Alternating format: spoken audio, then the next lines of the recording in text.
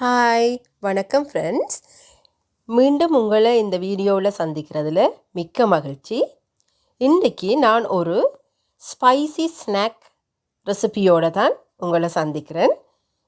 இந்த ஸ்நாக் எங்களோட வீட்டில் இருக்கிற எல்லாருக்குமே மிகவும் பிடித்த ஒரு ஸ்நாக். அது என்னென்னா பருத்தித்துறை வடை.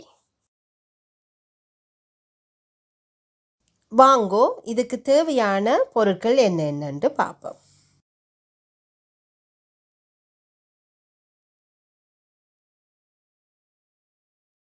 தேவையான பொருட்கள் எல்லாத்தையும் ஒன்றாக போட்டு குளிர் தண்ணியில் மாவை நீங்கள் இந்த பதத்தில் குழைத்து எடுக்க வேணும். சப்பாத்தி மாதிரி இறுக்கமாக இல்லாத கொஞ்சம் லூஸான பதத்தில் நீங்கள் குழைத்து எடுக்க வேணும்.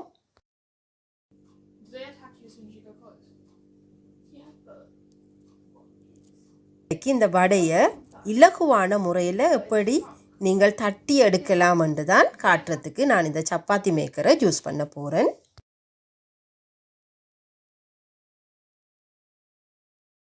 முதலில் இந்த எலக்ட்ரிக் சப்பாத்தி மேக்கரை ப்ளக் ஸ்விட்ச் ஆன் பண்ணி ப்ரீ ஹீட் பண்ண விடுங்கோ.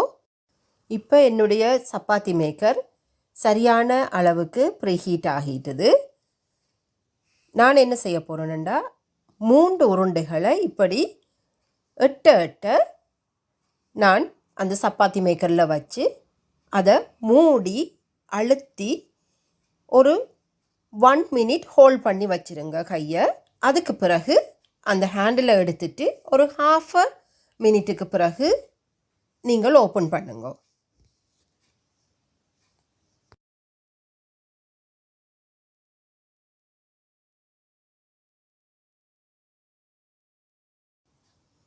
இப்போ ஓப்பன் பண்ணி பாருங்கோ. நீங்கள் தட்டின அந்த 3 வடையும் ஹாஃப்வேக்கு குக் ஆகி நீங்கள் கையால் தட்டி எடுக்கக்கூடிய மாதிரி ஈஸியாக வர்ற மாதிரியான பதத்துக்கு வந்திருக்கும். நீங்கள் கையால் தட்டி எடுக்க முடியலைன்னா நீங்கள் ஸ்பெச்சுலா ஏதாவது போட்டு தட்டி அதை எடுக்கலாம். நீங்கள் வடையை எடுத்து ஒரு பக்கத்தில் ஒரு பிளேட்டில் நீங்கள் ஒன்றுக்கு மேலே ஒன்று போட்டு அடுக்கி வைக்கலாம்.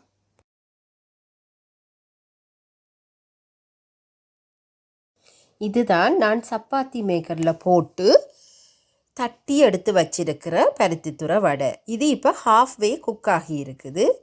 இனி நீங்கள் எண்ணெயில் போட்டு பொரித்து எடுக்கலாம். ஃப்ரெண்ட்ஸ், கிறிஸ்பியான மொறு என்ற பருத்தித்துறை வடை ரெடி ஆயிட்டுது. மீண்டும் விரைவில் இன்னொரு வீடியோவோடு உங்களை சந்திக்கிறேன். அது வரைக்கும் தேங்க்யூ, பாய்.